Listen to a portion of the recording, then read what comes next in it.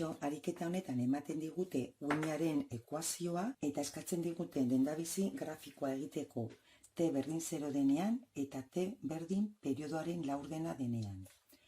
Ekuazio honetan identifikatzen ditugu zenbat magnitude, besteak beste amplitudea 0,5 metro, maiztasun angeluarra, 200 pi radian segunduko eta uin zenbakia, 4 pi metro ber minus bat. Gogoratu unitateak direla metro ber minus bat.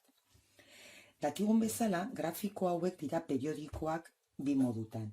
Alde batetik periodikoak dira lambda metroro vibrazio egoera errepikatzen delako eta bestetik ere periodikoak dira terekiko denborarekiko. Beraz, interesatzen zaigu lehendabiziko gauza, litzateke ezagutzea zeintzuk diren bi horiek, bai lambda, uin luzera, eta bai periodoa. Periodoa kalkulatzeko maiztasun angeluarraz baliatzen gara, eta despejatuta hemendik, 1/100 segundu. Eta ja kalkula dezakegu zenbat izango den periodoaren laurdena. Hau da, 1/800 segundu. Bigarren magnitude interesgarria da lambda, uin luzera. Uin luzera kalkulatzeko, K zenbakiz baliatzen gara, askatzen dugu hemendik 2 pi zati lambda eta ateratzen da dela metro erdi bat. Horrek esan nahi du, ekuazio horretan 0,5 metroko errepikatzen direla vibrazio egoerak. T berdin 0 denean, daukagu ekuazio hau bihurtzen dela beste ekuazio hau, T berdin 0 eginda. Beraz, gelditzen dena da 0,5 sinu lau bider pi bider x. Beraz, ekuazio hau eduki eta gero, gure grafikoa prestatzen dugu. Grafikoan prestatzen duguna da alde batetik elongazioa metrotan, bestetik posizioa metrotan, elongazio maximo eta minimo hemen ekuazioan ikusten duguna, eta bestetik badakigu lambda metroro errepikatzen dela vibrazio egoera. Hau da, 0an jatorrian dagoen puntuaren vibrazio egoera eta lambda metrotara, 2 lambda metrotara eta 3 lambda metrotara dauden puntuen vibrazio egoera berdinak izango dira. Jatorrian daukagun puntua, horre dauka x berdin 0 eta ondorioz ordezkatzen dugu hemen eta daukagu 0,5 bider sin 0 da 0. Orduan, lehendabiziko puntuaren posizioa, elongazioa 0 litzateke. Era berean, lambda, 2 lambda eta 3 lambda. Orain, bilatu behar duguna da jakitea ea uinak horrela egiten duen edo honela egiten duen. Horretarako, hemen daukagu gure ekuazioa. Beraz, pentsatu behar dugu x berdin 0 denean, hau dela 0. X handiagotzen denean, angelu hau handiagoa izango da eta joango da horrela egiten, beraz, izango dugu sinu positiboa. Orduan, forma badakigu dela hau. Eta hau errepikatuko da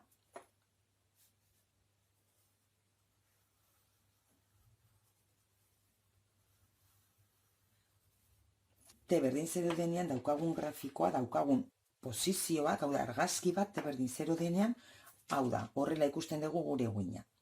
T laurden pasabidenean, bilatzen dugu dagokion ekuazioa, eta izango genuke modu honetan. Hau da, ix denbora bat zati 8, hemen kalkulatu dugulako periodo laurdena dela bat zati 8 segundu, litzateke 0,5 sinu pi biren, bere ekuazioan ordezkatuta, gehi lau pi x. Lehen bezala egingo dugu, x berdin 0 denean, zenbat izango da. X berdin 0 denean gelditzen da sinu pi biren. Sinu pi biren da bat, beraz amplitude maksimoa, 0,5 metro. Denbora berdin periodoaren laurdena denean, hemen egongo litzateke. Eta berriz ere, errepikatuko litzateke vibrazio egoera hori lambda metroro. Eta orain badakigu ja nolakoa den funtzioa, eta badakigu mugitzen ari dela ezkerrerantz. Horrek esan nahi du, gogoratzen baldin bazarete nola mugitzen genuen uina gelan horrela mugituz, pues horrek esan nahi du puntu hau ona iritsi dela, bale? Puntu hau ona iritsi da, puntu hau ona, Orduan, izango duguna, izango da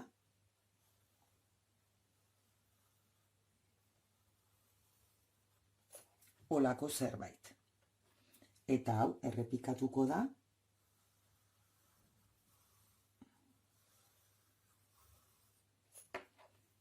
eta logika hutsa dauka, zen esan dugun bezala uina, hemen plus honengatik ezkerrerantz mugitzen ari da, beraz, hau izango litzateke bere forma T berdin periodoaren laurdena denean. Gogoratu, periodikotasun dela hau litzateke lambda, baina era berean horri dagokion denbora T da. Hau da, T denbora behar da hemendik honea iristeko gure uina. Orduan, mugitzen da modu horretan. Honekin grafikoa daukagu. B atalean galdetzen digute partikula hau 0,5 metro posizioan dagoen partikula T berdin 0,01 segundu dauzkan elongazioa eta abiadura.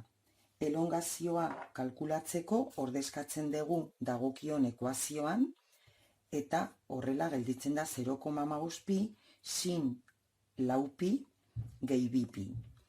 Hau da, sinu 6 pi. Eta hau da 0, beraz 0 metro. Hau da, oreka posizioan dago.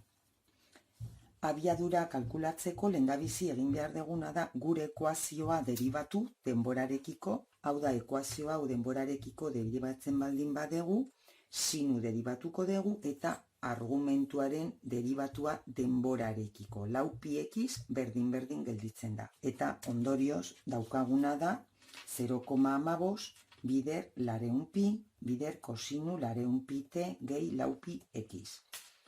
Bider kartuta guzti hau, daukagu 60 pi, bider kosinu lareun pi t gehi lau pi x. Egin behar duguna orain da, ordezkatu partikula konkretu hau dela 0,5 metrotan dagoena eta denbora 0,01 segundu. Ordezkatzen baldin badegu hemen, abiadura partikula hau 0,5 metro denbora honetan izango litzateke 60 pi bider kosinu 6 pi. Beraz, 60 pi radian segunduko. Logikoa da, zeren elongazioa ez dauka, da oreka posizioan dago, beraz, abiadura maksimoa izan behar du. Eta hau da dana, edozin zalantza baldin badaukazue, mesedez iruzkinetan utzi eta erantzungo dizuet. Beste bat arte.